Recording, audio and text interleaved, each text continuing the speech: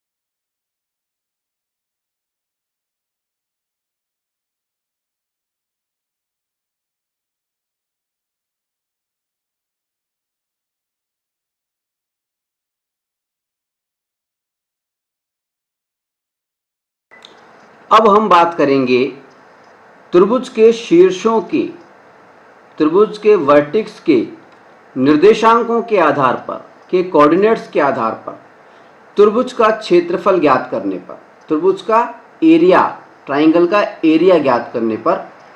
देखिए, जब भी बात आती है त्रिभुज के क्षेत्रफल की, तो हमारे दिमाग में कई प्रकार के फार्मूले सामने आते हैं। एक कॉमन फार्मूला तो आप जानते हैं, 1/2 आधार यानी बेस इंटू हाइट इंटू ऊंचाई। एक सिंपल फार्मूला है त्रिभुज के क्षेत्रफल का। एक फार्मूला आपने कक्षा 9 में पढ़ा है, उसको कहते हैं हीरेन का सूत्र।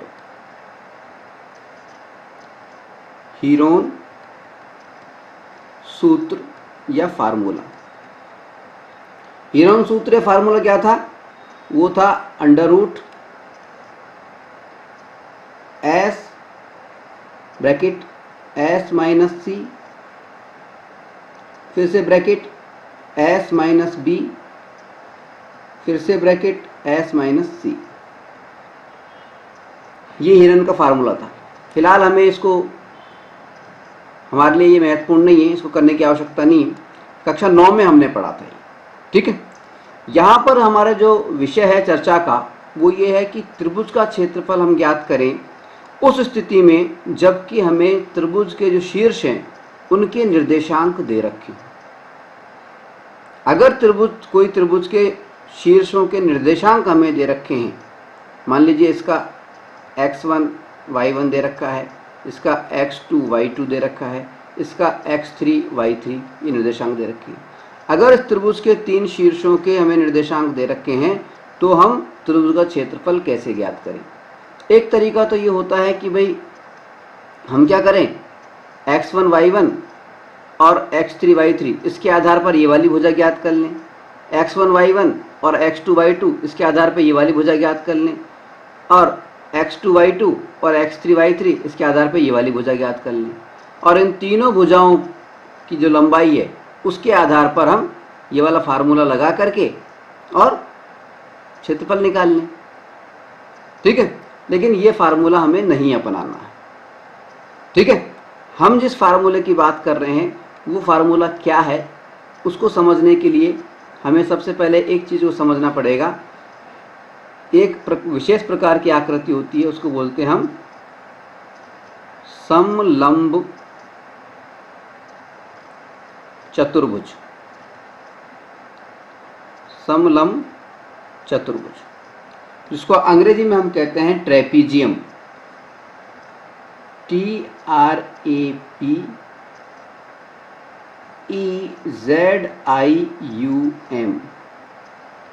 ट्रेपीजियम। ट्रेपीजियम या समलंब चतुर्भुज।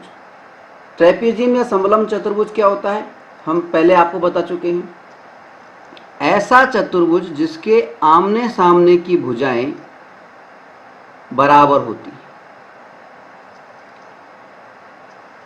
सॉरी आमने सामने की नहीं, एक साइड की, केवल एक साइड बराबर होती, कोई सी भी एक साइड बराबर होती है, आमने सामने की नहीं। आमने सामने वाले तो समांतर चतुर्भुज हो जाता है, उसको तो हम बोल देते हैं पैरेललोग्राम। समलंब चतुर्भुज में सिर्फ एक साइड पैरेलल होती है, बराबर होती है। ठीक है, एक साइड पैरेलल होती है। ठीक है, अब दूसरी बात हमें ये मालूम होना चाहिए कि समलंब चतुर्भुज का अगर हमें क्षेत्रफल ज्ञात करना हो तो उसका फार्मूला क्या होता है। समलंब चतुर्भुज के क्षेत्रफल का फार्मूला होता है, क्या होता है, एक, यहां लिख देता हूं मैं, 1/2 इंटू समांतर भुजाओं का योग, पैरेलल साइड्स का सम ऑफ पैरेलल साइड, समांतर भुजाओं का योग, यानी इस भुजा की लंबाई और इस भुजा की लंबाई, इन दोनों भुजाओं का योग, इनटू समांतर भुजाओं के बीच की दूरी, समांतर भुजाओं के बीच की दूरी, बीच की दूरी। समलंब चतुर्भुज यानी ट्रेपीजियम के क्षेत्रफल का यानी एरिया का जो फार्मूला होता है वो होता है 1/2 समांतर भुजाओं का योग, सम ऑफ पैरेलल साइड्स, इनटू समांतर भुजाओं के बीच की दूरी, डिस्टेंस बिटवीन पैरेलल साइड्स। यानी ये समांतर भुजाएं, मान लीजिए ये ABCD है, समांतर भुजाएं मान लीजिए AB समानांतर CD है, तो AB और CD इन दोनों का तो योग, और इन दोनों भुजाओं के बीच में जो दूरी है, ये कोई लंब डालेंगे, मान लो PQ मान लिया, PQ, AB प्लस CD तो होगा ही होगा, और ये मल्टीप्लाई किससे होगा, PQ से होगा। समांतर भुजाओं का योग इनटू समांतर भुजाओं के बीच की दूरी, ये होता है समलंब चतुर्भुज का क्षेत्रफल का फार्मूला। ठीक है, चलिए ये तो बात हो गई समलंब चतुर्भुज की। अब देखिए हम बात कर रहे हैं कि अगर हमें किसी त्रिभुज के, कोई भी त्रिभुज है, मान लीजिए त्रिभुज है ABC, त्रिभुज है ABC, इस त्रिभुज को हमने निर्देशांक तल पे बनाया है, कोऑर्डिनेट प्लेन पे बनाया है। ये हमारा x अक्ष है, ये हमारा y अक्ष है, और ये हमारा मूल बिंदु है यानी O। ठीक है, ये त्रिभुज ABC जो है इसके निर्देशांक मान लीजिए हमें A बिंदु के निर्देशांक दे रखे हैं x1 y1, B बिंदु के निर्देशांक हमें दे रखे हैं x2 y2, C बिंदु के निर्देशांक हमें दे रखे हैं x3 y3।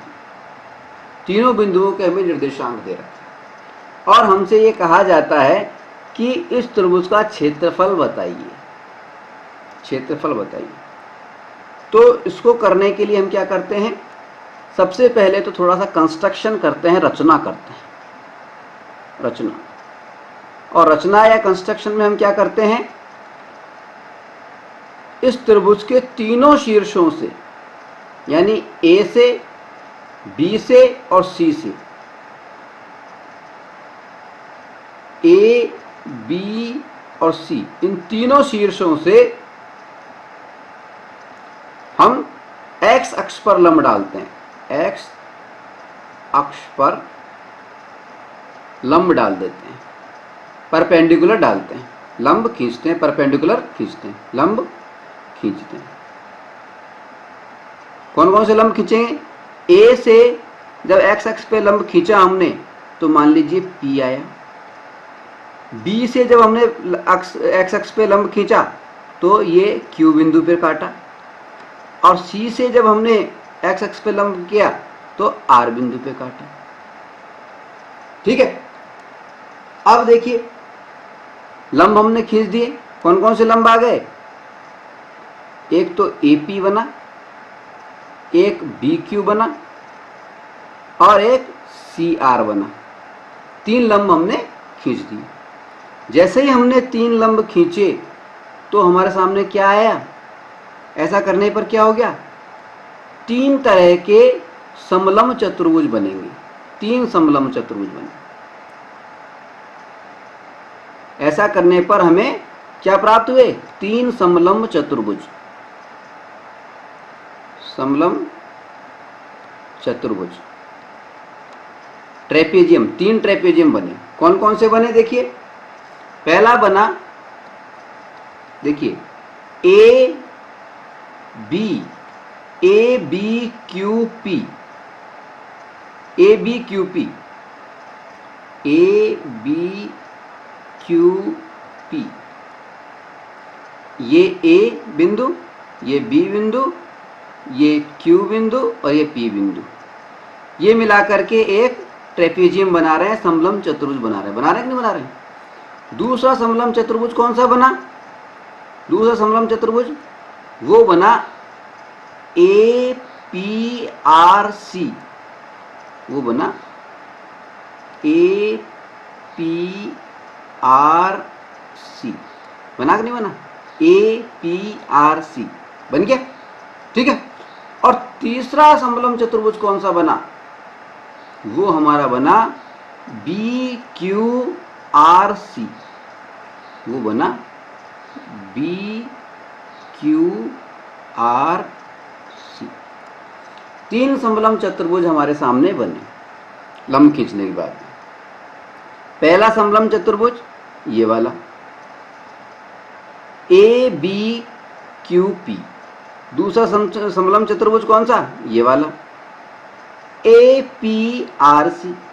और तीसरा समलंब चतुर्भुज कौन सा? ये वाला बी क्यू आर सी, ये वाला। अब अगर कोई हमसे ये कहे कि इस त्रिभुज ए बी सी के, त्रिभुज ए बी सी का क्षेत्रफल बताइए, तो अगर हम कहें त्रिभुज ए बी सी का क्षेत्रफल, त्रिभुज ए बी सी इसका क्षेत्रफल किसके बराबर होगा? अगर हम समलंब चतुर्भुज 1 और समलंब चतुर्भुज 2 इन दोनों के क्षेत्रफलों को जोड़ दें, यानी पूरी आकृति आ जाएगी इसके अंदर, और उसमें से समलंब चतुर्भुज 3 जो था हमारा, इसको हम घटा दें तो हमारे पास में इस त्रिभुज ए बी सी का क्षेत्रफल हमें प्राप्त हो जाएगा। ठीक है, यानी ए बी सी का क्षेत्रफल हमें ज्ञात करना है, तो समलंब चतुर्भुज A B Q P plus समलंब चतुर्भुज ए पी आर सी, इन दोनों को जोड़ दो और इस पूरे में से समलंब चतुर्भुज बी क्यू आर सी, इस समलंब चतुर्भुज के क्षेत्रफल को घटा दो। ठीक है, तो हमें त्रिभुज ए बी सी का क्षेत्रफल प्राप्त हो जाएगा। ठीक है, तो हम ऐसा ही करते हैं। हम समलम चतुर्भुज ए बी क्यू पी, इसमें से इसको और ए पी आर सी इन दोनों को जोड़ेंगे, दोनों क्षेत्रफल को, और उसमें से बी क्यू आर सी के क्षेत्रफल को घटा देंगे। तो देखिए कैसे करेंगे, देखिए समलम चतुर्भुज ए बी क्यू पी, इसका हम कर रहे हैं क्षेत्रफल। क्षेत्रफल का फार्मूला क्या बताया था समलम चतुर्भुज का हमने, 1/2। सबसे पहले हम लिख रहे हैं, देखिए क्या लिख रहे हैं, 1/2 इंटू समांतर भुजाओं का योग। अब समांतर भुजाएं कौन कौन सी हैं इसमें, ए बी क्यू पी में, ए बी क्यू पी में समांतर भुजाएं हैं बी क्यू और ए पी। तो समांतर भुजाओं का तो योग करना है, यानी बी क्यू लिखना है प्लस ए पी लिखना है। ये तो समांतर भुजाओं का योग हो गया, इनटू समांतर भुजाओं के बीच की दूरी, समांतर भुजाओं के बीच की दूरी, यानी ये जो हमको बी क्यू नजर आ रहा है, बी क्यू कौन सी, ये जो पिंक कलर की लाइन है, और ए पी कौन सी, ये ग्रीन कलर की लाइन है। इन दोनों लाइनों के बीच की दूरी, यानी ये क्यू पी, ये वाली दूरी, ये दूरी, इससे मल्टीप्लाई कर दो, यानी इंटू क्यू पी मल्टीप्लाई कर दिया। ठीक है, तो ये तो हो गया हमारा ए बी क्यू पी का क्षेत्रफल। ठीक है, अब बात कर रहे हैं ए पी आर सी की, तो यहाँ पे प्लस का चिन्ह लगा देंगे। इसके लिए फार्मूला वही 1/2 समांतर भुजाओं के योग। समांतर भुजाएं कौन सी हैं इसके अंदर, दूसरे समलम चतुर्भुज में, एक तो ए पी है ये हरी वाली, और दूसरी है सी आर। तो A P plus C R, A P plus C R कर दिया, इनटू समांतर भुजाओं के बीच की दूरी। बीच की दूरी यहाँ पे कौन सी आ गई, ये पी आर, ये जो दूरी है ये पी आर हो गई, इनटू यहाँ पे लिख दिया पी आर। ठीक है, अब देखिए माइनस चिन्ह आ गया तो माइनस लगा दिया। अब बात आ रही है तीसरे हमारे समलम चतुर्भुज की, वो है बी क्यू आर सी। इसका क्षेत्रफल देख रहे हैं हम, फार्मूला वही 1/2 इंटू समांतर भुजाओं का योग। समांतर भुजाएं इसमें कौन कौन सी हैं, एक तो ये पिंक वाली है बी क्यू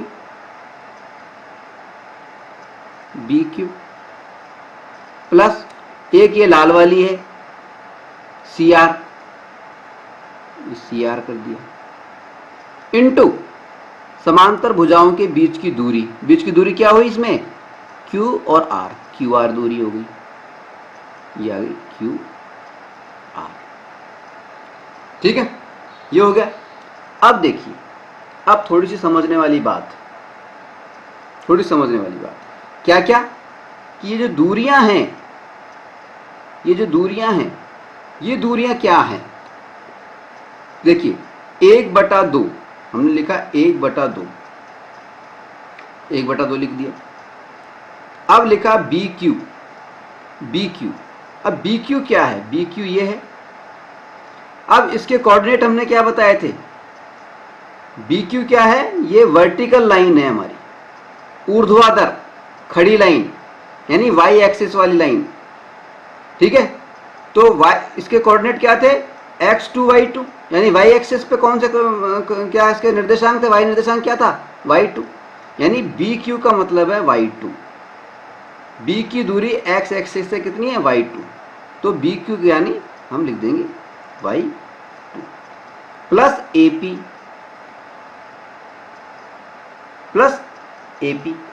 अब AP की बात करें, AP क्या है, A और P ये है। अब AP ये क्या है, y एक्सिस पे दूरी है, AP क्या है, y एक्सिस पे वर्टिकल लाइन है ये भी। इसका मतलब y एक्सिस का, y अक्ष का y कोऑर्डिनेट क्या है, y1, तो यहाँ लिख दिया AP यानी y1। ठीक है, अब है QP क्या है, x अक्ष पे दूरी है, ये x अक्ष पे दूरी। ठीक है, अब देखिए इसमें समझने वाली बात है, QP के अंदर समझने वाली बात है। देखिए क्या समझने वाली बात है, QP, QP को हम कैसे मान सकते हैं? देखिए P क्या है, पहले तो ये देखो P क्या है। P के निर्देशांक है x1, P का x निर्देशांक क्या है? x1, ठीक है। अब QP का मतलब क्या हुआ? अगर हम P की कुल दूरी, O से P के बीच की जो दूरी है, इसमें से O से और Q के बीच की दूरी को घटा दें तो आ सकता है हमारे पास में। तो O से और P तक की दूरी कितनी दे रखी है? वो है x1। और O से Q तक की दूरी कितनी है? ये देखिए यहाँ पर x कोऑर्डिनेट देख लो, x2 दे रखा है, यानी x2, यानी x1 में से हम x2 को घटा दें, x1 में से x2 को घटा दें तो हमारे पास में QP की दूरी आ जाएगी, ठीक है। तो हम QP की जगह पे लिख देंगे x1 माइनस x2, ये लिख दिया हमने, ठीक है। प्लस आगे बढ़ गए 1/2। अब AP आ गया, AP का मतलब क्या था? अभी अभी हमने देखा था AP का मतलब क्या था। AP यहाँ पे देखा था, AP का मतलब है y1, AP का मतलब है y कोऑर्डिनेट y1, तो AP की जगह तो हमने ये y1 लिख दिया। प्लस CR क्या है? वर्टिकल लाइन है, वर्टिकल लाइन है, इसका मतलब y कोऑर्डिनेट देखना है हमारे को। CR का मतलब है y3, खड़ी लाइन है ना ये, वर्टिकल लाइन, ऊर्ध्वाधर लाइन, तो इसमें y कोऑर्डिनेट माना जाता है, y निर्देशांक, तो y3, ये y3 मान लिया। इनटू PR, अब यहाँ पे फिर से PR की बात आ गई, PR। अब PR को कैसे निकालेंगे हम? देखिए इसको समझने वाली बात है, PR को कैसे निकालेंगे। O से R तक की दूरी कितनी है? x एक्सिस पर, यानी x कोऑर्डिनेट क्या दे रखा है? x3। O से R तक की पूरी, O से R तक की दे रखी है हमें कितनी? x3, ठीक है। और O से P तक की दूरी कितनी थी? O से P तक की दूरी वो x1 थी, हमने पहले ही लिखी थी। तो अगर हम x3 में से x1 को घटा दें तो हमें PR की दूरी मालूम चल जाएगी, ठीक है। तो PR की जगह पे हम x3 में से x1 को घटा के लिख देंगे। PR की जगह पे हमने लिख दिया x3 माइनस x1, ठीक है। अब माइनस लगा दिया, 1/2 लिख दिया वापस से। अब वापस से आ गया BQ कितना है? हमें मालूम है y2 है, तो BQ की जगह पे यहाँ पे y2 लिख दिया। प्लस CR कितना है? CR कितना था? y3 था, अभी लिखा है हमने यहाँ पे CR y3, यहाँ पे y3 लिख दिया। इंटू QR, अब QR का पता नहीं था हमें, QR देखिए Q से R के बीच की दूरी, तो देखिए Q से R के बीच की दूरी कैसे निकालेंगे? देखिए O से R के बीच की दूरी कितनी है? O से R के बीच की दूरी वो है x3, और O से Q के बीच की दूरी कितनी है? वो है x2। अगर हम x3 में से x2 घटा दें, पूरी दूरी में से ये वाली दूरी हटा दें, ये वाली दूरी OQ वाली, तो हमें QR प्राप्त हो जाएगा। यानी हम लिख सकते हैं x3 minus x2, x3 minus x2,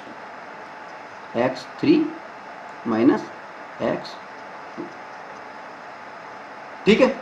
इस तरह से हमने लिख दिया। अब हमें कुछ नहीं करना है, अब हमें क्या करना है? इन ब्रैकेट्स को खोल देना है, इन ब्रैकेट्स को क्या कर देना है? खोल देना है। 1/2 तो हम कॉमन ले लेंगे, सबसे पहले तो 1/2 बाहर ले लेंगे कॉमन, और इन सभी ब्रैकेट्स को हम खोल देंगे, ठीक है। खोलने पर क्या होगा ये हमें देखना है, खोलने पर क्या होगा, ठीक है। यहाँ तक की बात तो हो गई। तो अब इनको हम खोलेंगे, तो मैं इनको मिटा रहा हूँ, अब तक तो नोट कर लिया ना ये तो आपने, ठीक है। चलिए इसको मैं मिटा देता हूँ, और इससे आगे क्योंकि प्रक्रिया थोड़ी लंबी है इसलिए इसको मिटाना जरूरी है, ठीक है। अब देखिए ये अंतिम लाइन तो हमने लिख दी है।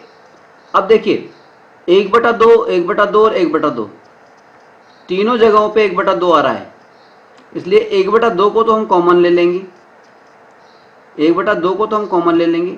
और ये जो ब्रैकेट्स हैं हमारे कौन से, y1 plus y2 plus y1 into x1 minus x2, ये वाला ब्रैकेट, और y1 प्लस y3 और x3 माइनस x1, ये वाला ब्रैकेट, और y2 प्लस y3 और x3 माइनस x2, ये वाला ब्रैकेट। इन सब ब्रैकेट्स को हम खोल देंगे, यानी इनको मल्टीप्लाई कर देंगे। मल्टीप्लाई कैसे करते हैं, देखिए ये जैसे y2 है तो y2 को पहले x1 से करेंगे और उसके बाद में माइनस के x2 से करेंगे। इसी तरह से y1 को भी पहले x1 से करेंगे और उसके बाद में माइनस के x2 से करेंगे। इस तरह से इसको खोलना है हमारे को, ठीक है ना। कैसे करेंगे देखिए, 1/2 कॉमन ले लिया, बड़ा ब्रैकेट बना लिया, अब एक छोटा ब्रैकेट और बना लिया, ठीक है। अब पहले इसको कर रहे हैं, तो y2 को हमने करा x1 से, तो हमारे पास में क्या प्राप्त हो गया, x1 y2 minus x2 y2, ठीक है। फिर क्या किया, ये प्राप्त हो गया। अब y1 को इन दोनों से करेंगे तो क्या प्राप्त हो जाएगा, plus x1 y1 minus x2 y1 bracket, ठीक है। प्लस प्लस का चिन्ह आ गया, ये प्लस का चिन्ह आ गया। अब इसको करेंगे हम, y1 को इन दोनों से करेंगे, x3 से और x इससे, तो क्या आ जाएगा हमारे पास में, ब्रैकेट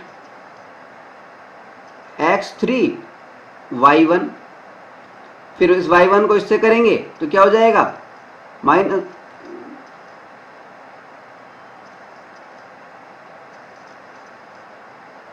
x3 y1 हो गया, और y1 को इससे किया तो हो गया माइनस का x1 y1, फिर इसको करेंगे y3 को करेंगे तो क्या आ जाएगा, प्लस का x3 y3, और फिर इसको करेंगे इस माइनस आया x1 से तो क्या हो जाएगा, माइनस x1 y3, ये आ गया, ठीक है। अब क्या आएगा देखिए, अब चिन्ह आ रहा है माइनस का, यहाँ पे ध्यान रखना अपन, माइनस का चिन्ह आ गया। माइनस का चिन्ह के बाद में अब क्या आ रहा है, इन दोनों को मल्टीप्लाई करना है हमारे को, ठीक है। तो इन दोनों को मल्टीप्लाई करेंगे तो देखिए y2 को इससे करेंगे तो क्या हो जाएगा, x3 y2, ठीक है। y2 को इससे करेंगे तो क्या हो जाएगा, माइनस का x2 y2, ठीक है। अब y3 को इससे करेंगे तो क्या हो जाएगा, प्लस का x3 y3, और इसको इससे करेंगे तो क्या हो जाएगा, माइनस का x2 y3, ठीक है।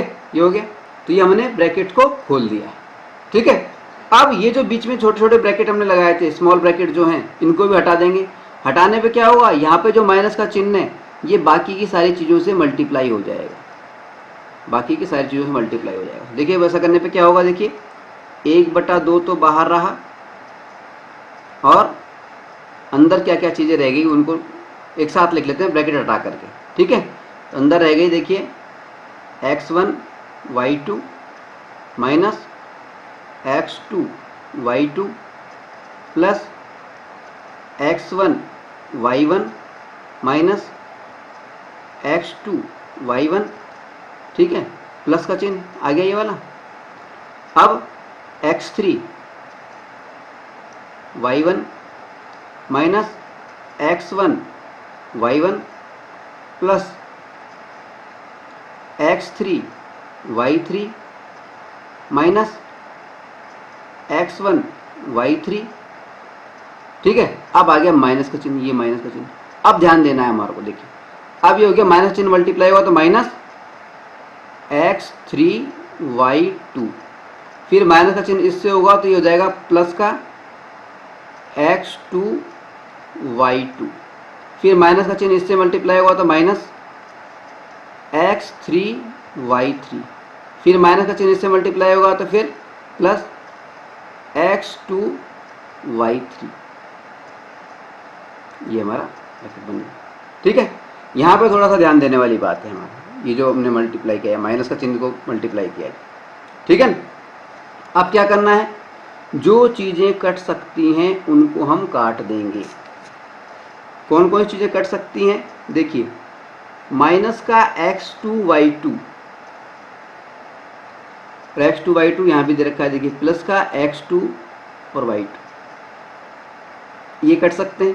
ठीक है, इसके अलावा और क्या कट सकता है, देखिए प्लस का x1y1, प्लस का x1y1, और देखिए माइनस का x1 और y1, ये कट सकते हैं। ठीक है, काट देता हूँ, काट दूँ, ये काट दिया, x2y2 को भी काट दिया। ठीक है, अब क्या कट सकता है, अब चलिए देखिए और क्या कटेगा, x3y3, x3y3, देखिए x3y3 ये दिख रहा है आपको, प्लस का x3y3 है और ये माइनस का x3y3 है। ठीक है, तो ये कट गया,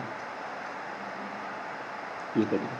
ठीक है, अब बाकी जो बचे हमारे पास में, बाकी जो बचे इनको हम दो तरह से लिख सकते हैं। बाकी जो भी चीज़ें बची हैं इनको हम दो तरह से लिख सकते हैं।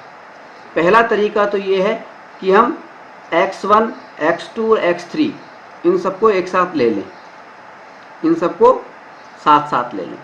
और दूसरा तरीका है हम चिन्हों के हिसाब से चलें कि प्लस प्लस वालों को एक साथ लिख लें और माइनस माइनस वालों को एक साथ लिख लें। तो हम दोनों तरीकों को इस्तेमाल करके देखेंगे। पहला तरीका हम इस्तेमाल कर रहे हैं, इसके अंदर हम x1, x2 और x3 को इनको साथ साथ लिख रहे हैं। ठीक है, तो देखिए पहला तरीके में क्या होगा, 1/2, उसके बाद में ये हमारा ये आ गया। अब x1, x2 और x3 को साथ साथ लिखना है, तो x1 वाला तो क्या हो गया, x1y2, ये इसको हमने साथ लिया। ठीक है, फिर x2y1 इसको साथ ले लिया, माइनस x2y1 इसको साथ ले लिया।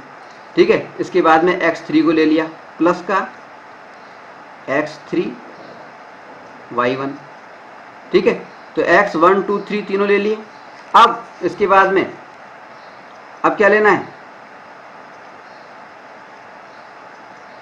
अब इसी तरह से हमें किस किस को ले लें, साथ साथ में y वालों को ले लेते हैं।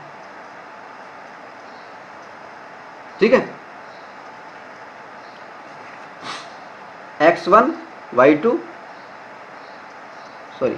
x1 वालों को साथ में ले रहे हैं हम, तो x1, यहाँ पे गलत लिख लिया मैंने, x1 वालों को साथ ले रहे हैं तो x1y2 और दूसरा साथ लेंगे माइनस का x1y3, x1 और y3, ये साथ आए x1y3। ठीक है, फिर उसके बाद में हम x2 को साथ लेंगे, ये 1 वाले को साथ आ गए ये दोनों। ठीक है, और 2 वाले को साथ लेंगे, x2y1 ये है माइनस का, माइनस ये माइनस है, माइनस x2y1। अब x2y1 के साथ में प्लस का x2y3 ये आ जाएगा, इधर से x2y3 ये वाला आ जाएगा। ठीक है, अब x3 की बात कर रहे हैं, x3 को ले रहे हैं, तो x3 प्लस का x3y1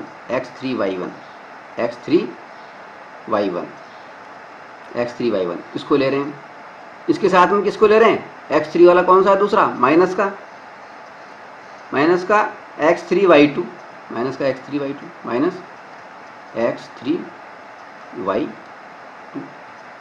इस तरह से ले लिया हमने। एक तरीका तो ये है। ठीक है, दूसरा तरीका क्या है, हम प्लस प्लस वालों को एक साथ ले लें, माइनस माइनस वालों को एक साथ ले लें। ठीक है, तो प्लस प्लस वालों को दूसरे तरीके में ले रहा हूँ, दूसरा तरीका ले रहा हूँ मैं, दोनों को एक साथ नहीं करना, दोनों में से कोई भी एक तरीका इस्तेमाल कर सकते हैं। दूसरा तरीका है 1/2 क्यों लिख दिया हमने, इसके बाद में ब्रैकेट और प्लस प्लस वाले जो हैं उनको तो एक साथ लिख लिया। अब प्लस प्लस वाले कौन कौन से हैं वो देख लीजिए आप। देखिए प्लस प्लस वाले कौन से हैं, एक तो है x1 y1, देखो प्लस का कौन सा है, देखिए एक तो है ये वाला x1 y1 y2, ठीक है, x1 y2, ठीक है, प्लस। अब दूसरा प्लस वाला x2 वाला देखो, दूसरा plus plus plus plus plus ये रहा x2 y3, दूसरा प्लस वाला कौन सा आ गया, दूसरा प्लस वाला x2 y3, ये x2 y3 ये दिख रहा है ये वाला, तो x2 y3। तीसरा प्लस वाला कौन सा है, तीसरा प्लस वाला वो है x3 y1, देखिए x3 y1 कहाँ पर है, x3 y1 x3 y1 ये रहा प्लस वाला, तो x3 y1 प्लस प्लस वाले ले लिए। अब माइनस वाले ले रहे हैं हम, अब माइनस वाले लेंगे, तो माइनस वाला पहला कौन सा है, देखिए x1 y3, माइनस में अपन चलेंगे तो देखिए x1 y3 ये वाला x1 y3 minus x1 y3, अब फिर से माइनस, फिर x2 y1 फिर वापस से माइनस x3 y2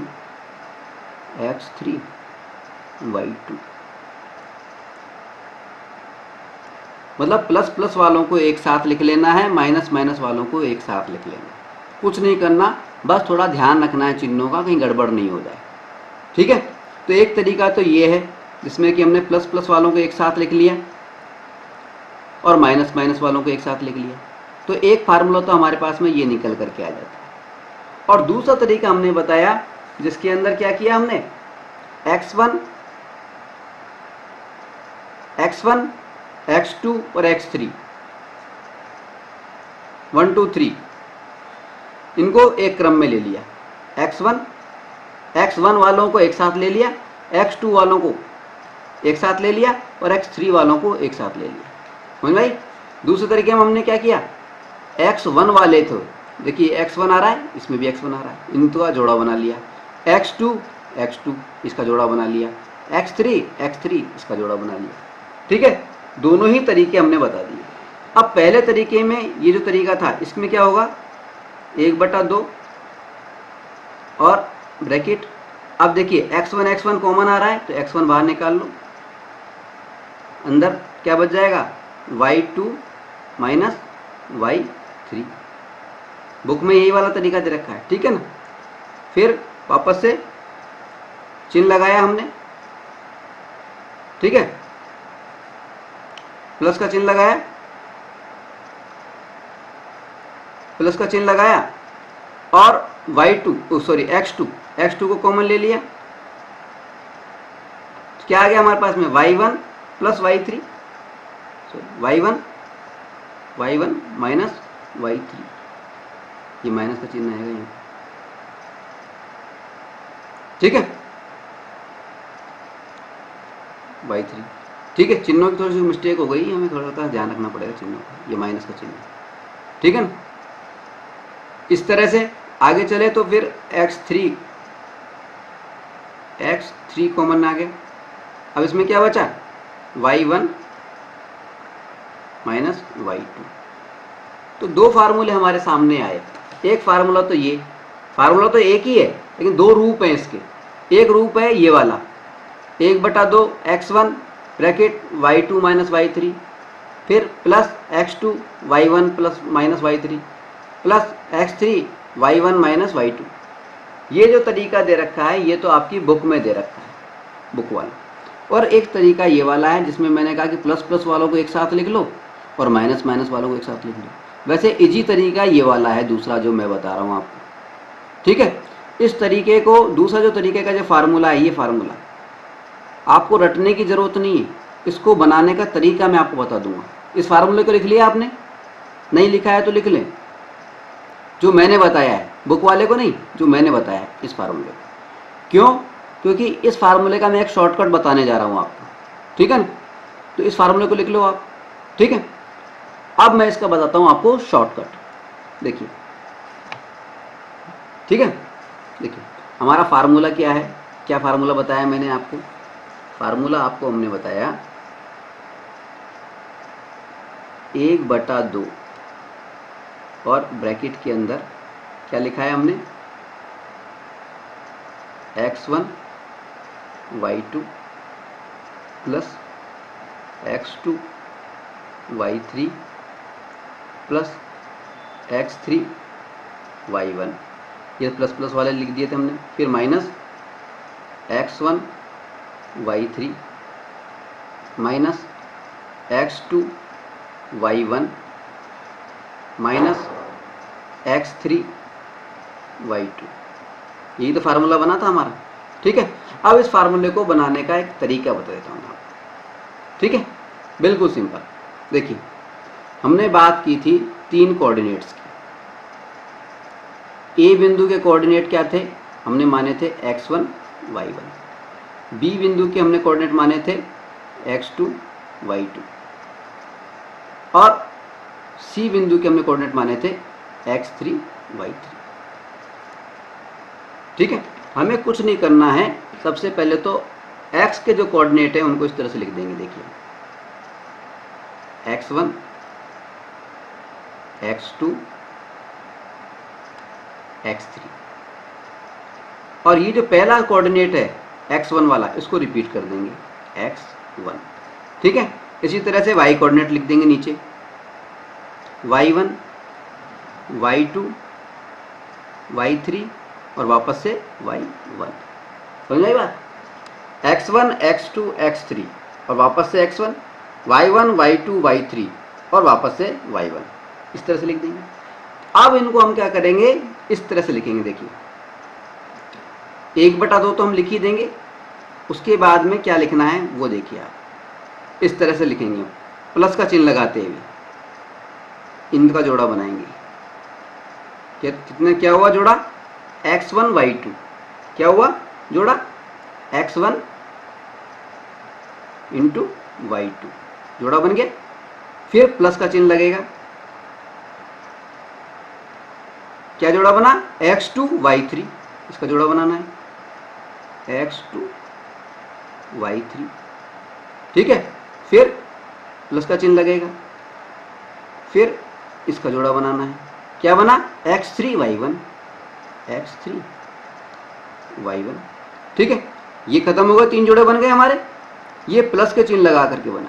अब उल्टा करेंगे हम, यानी जोड़े बनाएंगे इस तरह से, इधर माइनस का चिन्ह लगाएंगे, उल्टा कर रहे हैं यानी माइनस का चिन्ह लगाएंगे। अब जोड़ा क्या बना, x1 y3, माइनस का चिन्ह लगेगा और x1 y3। अब इसका बनाएंगे, क्या बना, माइनस का चिन्ह लगेगा और क्या बना, x3 y2, ठीक है। अब इसका जोड़ा बनाएंगे, क्या बना, x2, माइनस चिन्ह लगेगा, x2 और y1,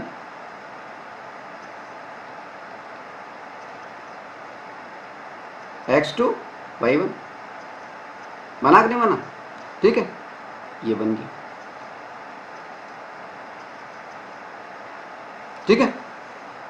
3 जोड़े हमने बना लिए x2 y1 इस तरह से। अब देखिए ये जो फार्मूला बना, ये फार्मूला और ये फार्मूला सेम है, देखिए x1 y2 x1 y2, x2 y3 x2 y3, x3 y1 x3 y1, minus minus x1 y3 x1 y3, फिर minus x2 y1 minus x2 y1, ये वाला है माइनस x2 y1 आ गया, minus x3 y3 x3 y3,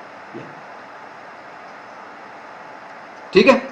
तो same आ गया नहीं, तो इस तरह से हम इस फार्मूले को बना लेंगे। जब भी हमें फार्मूला लिखना हो तो हम इस तरह से कोऑर्डिनेट्स को अरेंज करके और ये फार्मूला बना सकते हैं। हम चाहे तो कोऑर्डिनेट्स को डायरेक्ट इस तरह से बना करके डायरेक्ट भी लिख सकते हैं, फार्मूला बनाने की ज़रूरत ही नहीं है, लेकिन फार्मूला लिख देंगे तो अच्छा रहेगा, ठीक है। नहीं भी लिखते हैं और डायरेक्ट अपन कोऑर्डिनेट्स को रख देते हैं मान लीजिए, तो उसके आधार पे भी सवाल सॉल्व हो सकता है।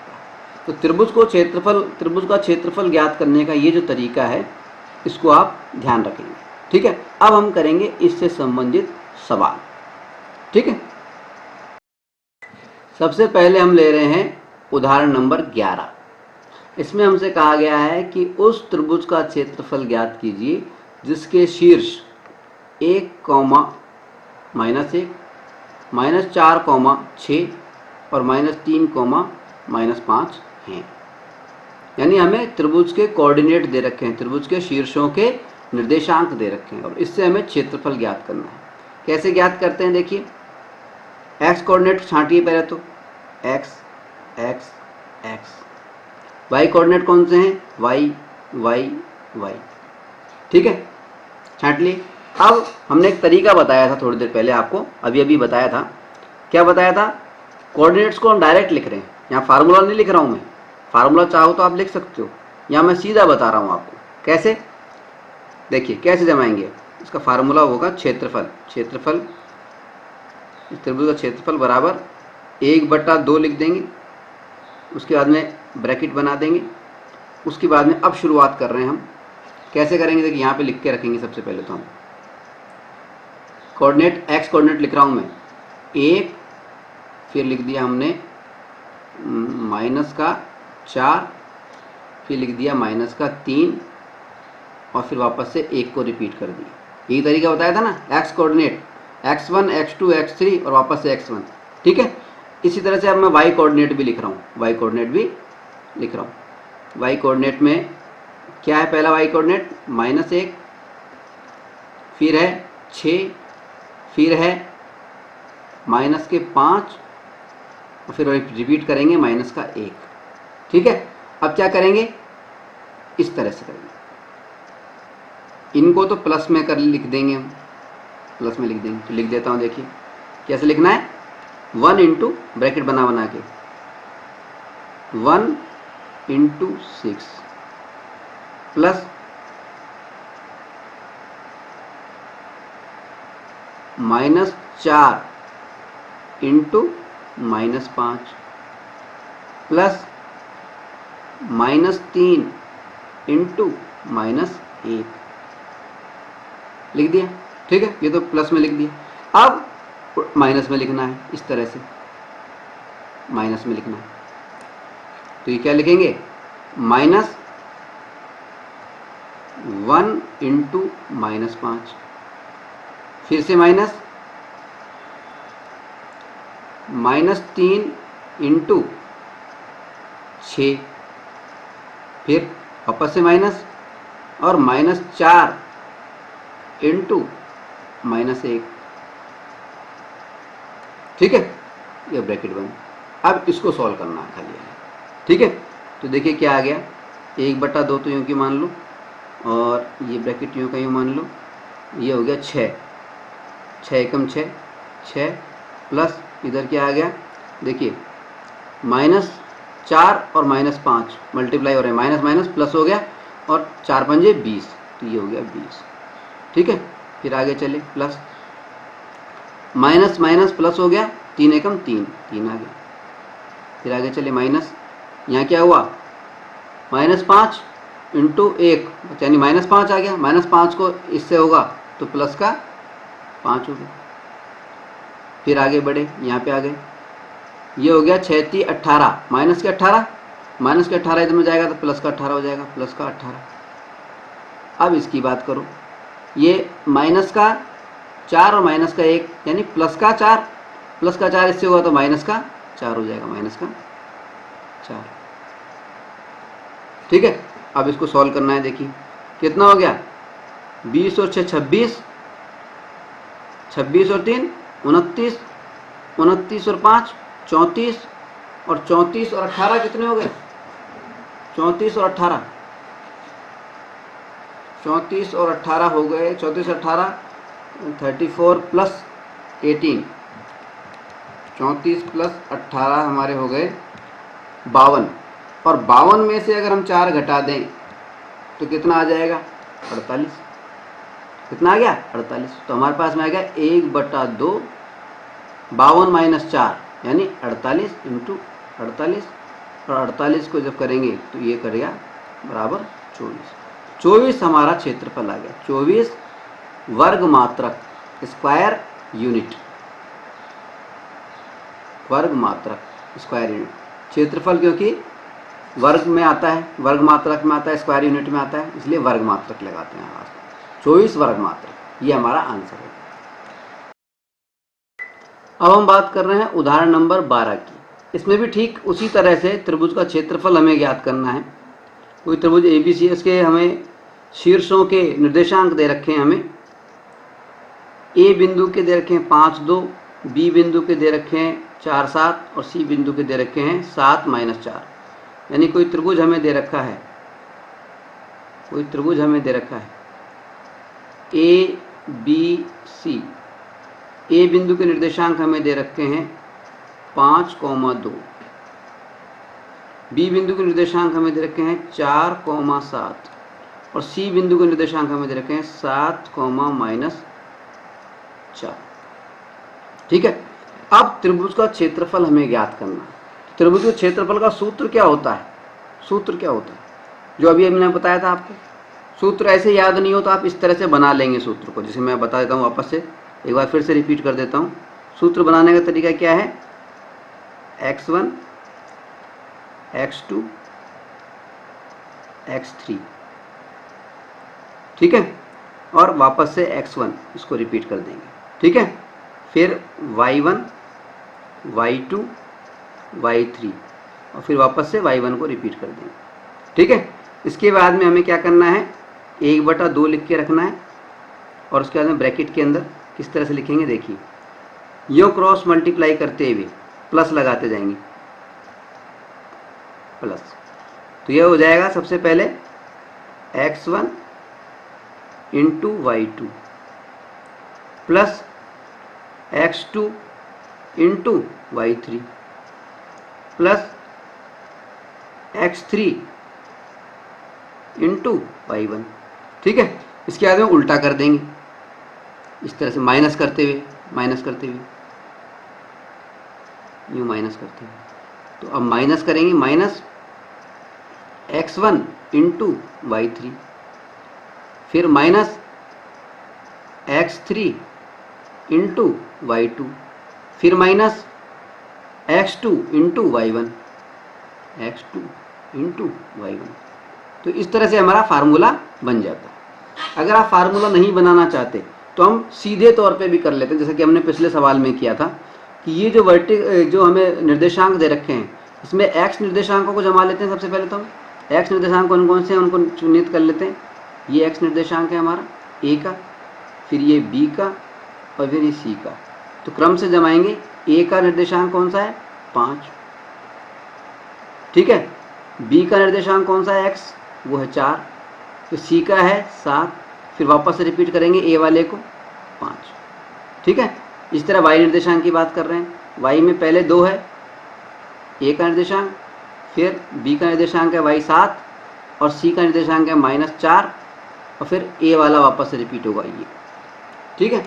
अब हम कैसे लिखेंगे इसको देखिए, इन दोनों को मल्टीप्लाई करके लिखना है, इन दोनों को मल्टीप्लाई करके लिखना है, इन दोनों को मल्टीप्लाई करके लिखना है और बीच में चिन्ह लगाना है प्लस का, ठीक है। तो कैसे करेंगे देखिए, 1/2 और ब्रैकेट के अंदर अब देखिए 5 इंटू 7,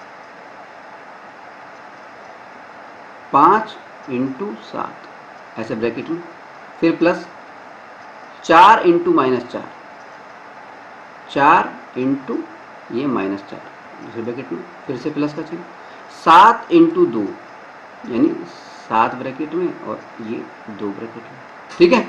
फिर माइनस का चिन्ह लगाना है, माइनस का चिन्ह, माइनस का चिन्ह लगाना है, उल्टा करना है। अब 5 इंटू -4, -4, ठीक है। फिर 7 इंटू 7, माइनस का चिन्ह लगाना है, 7 इंटू 7, ठीक है। फिर 4 इंटू 2, माइनस का चिन्ह लगाना है, 4 इंटू 2, ये हो गया पूरा ब्रैकेट। ठीक है, अब इसको सॉल्व कर लेना। देखिए कितना आ गया, 5 सत्ते, यहाँ लिख दूंगा मैं 1/2, और यहाँ आ गया 5 सत्ते 35, 35, 7 पंजे 35, प्लस अभी क्या हो रहा है, माइनस का 4 और 4, तो 4 चौक 16, माइनस के 16, तो ये माइनस के 16 हो गए। ठीक है, अब आगे बढ़े, प्लस 7 दूनी 14, प्लस 7 दूनी 14। अब देखिए 5 और माइनस का 4, 5 चौक 20, यानी माइनस का 20, माइनस का 20 माइनस से होगा तो प्लस का 20 हो जाएगा, प्लस का ये 20 हो गया। ठीक है, फिर आगे बढ़े, चिन्ह माइनस का, और 7 दूनी 7 7 49, माइनस का 49 हो गया, 7 7 49। फिर आगे बढ़े, 4 दूनी 8, तो माइनस के 8 ही हो गया, ये हमारे पास आ गया। ठीक है, ठीक है, अब देखिए क्या क्या है, माइनस के जोड़ दें, माइनस के 16 हैं, माइनस के 49 हैं, और माइनस के 8 हैं। इनको जोड़ते हैं हम, तो माइनस के 16 प्लस माइनस के 49 प्लस माइनस के 8, कितने हो गए ये टोटल मिला के, 73। तो माइनस के तो 73 हैं हमारे पास में, माइनस के 73, और प्लस के कौन कौन से हैं, देखिए प्लस के देखो आप, प्लस के हैं 35, 35 प्लस के हो गए। इसके अलावा प्लस के हो गए 14, तो इसमें 14 और जोड़ दो, 35 प्लस 14, फिर इसमें 20 और जोड़ दो, ये 20 प्लस 20, कितने आ गए, 69, 69। ठीक है, 69 प्लस के हैं, 73 माइनस के हैं। ठीक है, इसका मतलब क्या हुआ, 73 में से 69 गए तो माइनस के 4 बच गए, तो 1/2 इंटू -4, -4 और जब काटेंगे हम तो माइनस का 2, तो क्षेत्रफल क्या आ गया हमारे पास में, -2, ऋणात्मक आया है। अब यहाँ पे एक खास बात है, देखिए जब भी हम इस फार्मूले की बात करते हैं तो इसके दोनों तरफ 2 लाइनें लगाते हैं, 2 लाइन लगाते हैं, ऐसी खड़ी लाइनें बना देते हैं, 2 खड़ी लाइनें बनाते हैं, इसको बोलते हैं मोड, मोड, मोड। इन 2 खड़ी लाइनों का मतलब है, अगर किसी भी चीज के आगे, यानी मान लीजिए हमने कोई भी ए लगाया है, इसके आगे 2 लाइनें लगा दी, मोड बना दिए, इसका मतलब ये है कि ए के चिन्ह का फर्क नहीं पड़ेगा, प्लस या माइनस का फर्क नहीं पड़ेगा। यानी जब हमने ये -2 आया है, इसका मतलब -2 नहीं है, ये -2 के दोनों तरफ मोड भी लगा हुआ है, और मोड लगा हुआ है इसका मतलब ये है कि इसको हम राउंड फिगर में 2 मानेंगे, चिन्ह का कोई फर्क नहीं पड़ेगा, एरिया चिन्ह को छोड़ते हुए माना जाएगा। ठीक है, तो एरिया कितना आ गया, त्रिभुज का क्षेत्रफल वो आ गया 2, ये हमारा आंसर हो, 2 हमारा आंसर हो। ठीक है, मोड हटाने पर चिन्ह हट जाता है, चिन्ह का वैल्यू खत्म हो जाता है, तो ये हमारा 2 आंसर आ गया। ठीक है, मोड वाली बात ध्यान रहेगी ना, मोड हटाने का मतलब जब भी हमें मोड हटाना हो, किसी भी मान लो 5 के आगे मोड लगा हुआ है, तो मोड हटाना है, इसका मतलब 5 को एक बार हम प्लस में भी ले सकते हैं, एक बार माइनस में भी ले सकते हैं, वही वर्गमूल की तरह बात है। अगर 16 का वर्गमूल हम बोल रहे हैं, तो 16 का वर्गमूल को हम बोलते हैं +-4, वर्गमूल 4 नहीं बोलते, एक बार प्लस में 4 मान सकते हैं, एक बार माइनस में 4 मान सकते हैं। इसी तरह से मोड हटाने पर भी चिन्ह हट जाता है, एक बार प्लस में मान सकते हैं, एक बार माइनस में मान सकते हैं। ठीक है, चलिए अगला सवाल लेते हैं। अब हम बात कर रहे हैं उदाहरण 13 की, एग्जाम्पल 13 की।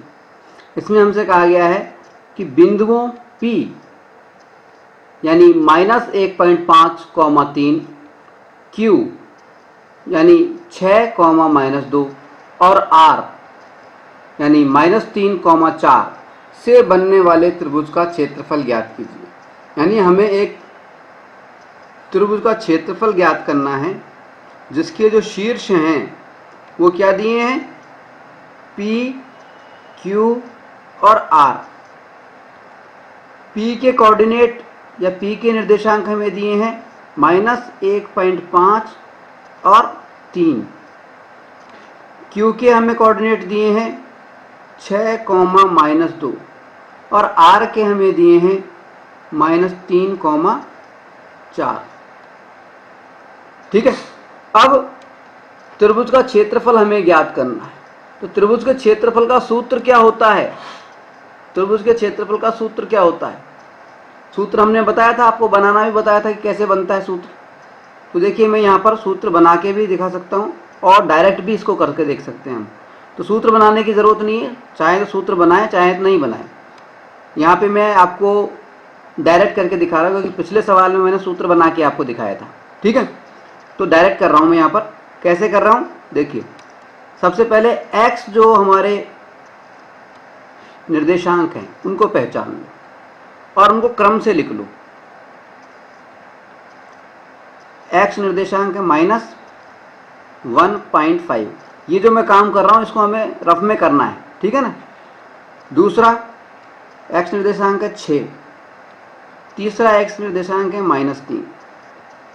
उसके बाद में पहले वाले निर्देशांक को दोबारा रिपीट करना है -1.5। ठीक है। इसके बाद में y निर्देशांक की बात कर रहे हैं। y निर्देशांक यानी पहला है 3, दूसरा है -2, तीसरा है 4 और इसको फिर पहले वाले को रिपीट करना है ये। ठीक है। अब हमें क्या करना है, ये तो हमने कर लिया, रफ के अंदर लिख लिया। अब हमें फेयर में लिखते हुए चलना है। फेयर में क्या लिखना है, 1/2 त्रिभुज का क्षेत्रफल इक्वल्स टू 1/2 फिर ब्रैकेट, फिर देखिए कैसे लिखना है हमें, 1.5 इंटू -2। ये जो है माइनस का 1.5 ब्रैकेट में -2, फिर प्लस का चिन्ह लगा देना है। फिर अगली इसकी बात करते हैं, यानी 6 और ये 4, इस तरह से ब्रैकेट बना के फिर प्लस का चिन्ह लगा देना है। फिर इसकी बात करनी है -3 और ये +3। ठीक है। अब क्या करना है, उल्टा चलना है, माइनस का चिन्ह लगाते हुए चलना है, ये इस तरह से। तो माइनस का चिन्ह लगाया और -1.5 इंटू ये 4 हो गया, फिर माइनस का चिन्ह लगा दिया। अब -3 और -2 को मल्टीप्लाई कर दो, -3 और ये -2 इसको मल्टीप्लाई कर दो। अब इसको करो 6 और 3 को, माइनस का चिन्ह लगाया, 6 इंटू ये 3, इस तरह से। ठीक है। ठीक है, चाहे तो आप फार्मूला लिख के भी कर सकते थे, मैंने डायरेक्ट कर दिया यहाँ। ठीक है। अब इसको सॉल्व कर लो आप, देखिए कैसे सॉल्व होगा। देखिए 1/2 तो यूँ क्यों रहा, अब देखिए क्या क्या हो रहा है। 1.5 माइनस का है और माइनस के 2 हैं। 1.5 को दुगुना करेंगे तो कितना आ जाएगा, 3। 3 कैसा आएगा, माइनस माइनस प्लस हो जाएगा, तो प्लस का 3 आ गया, फिर प्लस। अब 6 चौक 24, ये आ गया 24, प्लस -3 और 3, 3 तिया 9, यानी माइनस के 9 हो जाएंगे। ये प्लस का चिन्ह नहीं आएगा, ये माइनस का 9 हो जाएगा, माइनस का 9 हो जाएगा। देखिए मैं माइनस बना देता हूँ। ठीक है, ये हो गया माइनस का 9। ठीक है। अब आगे बढ़े तो ये माइनस का चिन्ह लगेगा, फिर देखिए क्या आ गया, माइनस चिन्ह लगा दिया। 1.5 को 4 से मल्टीप्लाई किया तो कितना आएगा, 6। ये माइनस का 1.5 था, यानी माइनस का 6। माइनस का 6 जब इस माइनस से होगा तो प्लस का 6 हो जाएगा, ये प्लस का 6 आएगा। ठीक है। फिर आगे बढ़े, चिन्ह आ गया माइनस का, -3 और -2, यानी प्लस का 6। प्लस का 6 जब माइनस के 6 से होगा तो माइनस का 6 आ जाएगा, ये माइनस का 6 हो गया। माइनस माइनस प्लस हो गए, प्लस के 3 दूनी 6 और 6 जब ये प्लस के हैं, ये माइनस से होगा मल्टीप्लाई, तो माइनस का 6 हो गया कि नहीं हो गया। ठीक है। अब आगे बढ़ते हैं, देखिए फिर आ गया चिन्ह माइनस का, 6 × 18, 6 × 18, ये हमारे पास प्राप्त हो गया। ठीक है। अब देखिए क्या हो रहा है, प्लस प्लस वालों को जोड़िए, क्या हो गया, प्लस के कौन कौन से हैं, 3 है, 24 प्लस का है, 6 प्लस का है, ठीक है, 24 और 6 30, 30 और 3 33, 33, ठीक है। अब इधर देखिए आप, माइनस के कौन कौन से हैं, प्लस के कितने आ गए 33, अब माइनस वालों को जोड़िए, माइनस का क्या है 9, माइनस का 9 है, और माइनस के 6 हैं, और 18 हैं, कितने आ गए, ये भी 33 आ गए, तो माइनस का भी 33 हो गया। यानी हमें क्या प्राप्त हुआ, 1/2 33 माइनस 33 यानी 0, 1/2 इंटू 0 यानी टोटल 0, यानी क्षेत्रफल हमें क्या प्राप्त हो गया, क्षेत्रफल हमें 0 प्राप्त हुआ। त्रिभुज का क्षेत्रफल 0 प्राप्त हो गया। त्रिभुज का क्षेत्रफल 0 प्राप्त हो गया, इसका मतलब क्या हुआ, वहां पे कोई त्रिभुज है ही नहीं। अगर त्रिभुज होता तो उसका कुछ न कुछ क्षेत्रफल तो होता ही होता। अब त्रिभुज का क्षेत्रफल 0 आ गया, इसका मतलब त्रिभुज बना ही नहीं। इसका मतलब ये जो बिंदु हमें दे रखे हैं P, Q और R, ये संरेखी हैं, संरेखी हैं, कोलिनियर हैं, कोलिनियर हैं। हमने आपको बताया था जब कोलिनियर पॉइंट की बात की थी, संरेखी पॉइंट की बिंदुओं की बात की थी, तो तब हमने आपको बताया था कि अगर त्रिभुज का क्षेत्रफल 0 आ जाए, इसका मतलब बिंदु जो है वो संरेखी हैं, यानी एक ही सीध में हैं, एक ही सीध में हैं, एक ही रेखा में हैं। तो P, Q और R इस तरह से एक ही रेखा में हैं। अगर ये संरेखी नहीं होते तो त्रिभुज बनता ही बनता, और त्रिभुज अगर बनता तो कुछ न कुछ उसका क्षेत्रफल होता ही होता। क्योंकि त्रिभुज का क्षेत्रफल 0 आ गया, इसका मतलब ये जो तीनों बिंदु हैं ये संरेखी हैं, ठीक है। तो ये हमारा आंसर में हम लिख देंगे, क्योंकि त्रिभुज का क्षेत्रफल 0 है, अतः स्पष्ट है कि तीनों बिंदु P, Q, R जो हैं वो त्रिभुज नहीं बनाते हैं बल्कि संरेखी हैं, ठीक है। चलिए अगला सवाल लेते हैं।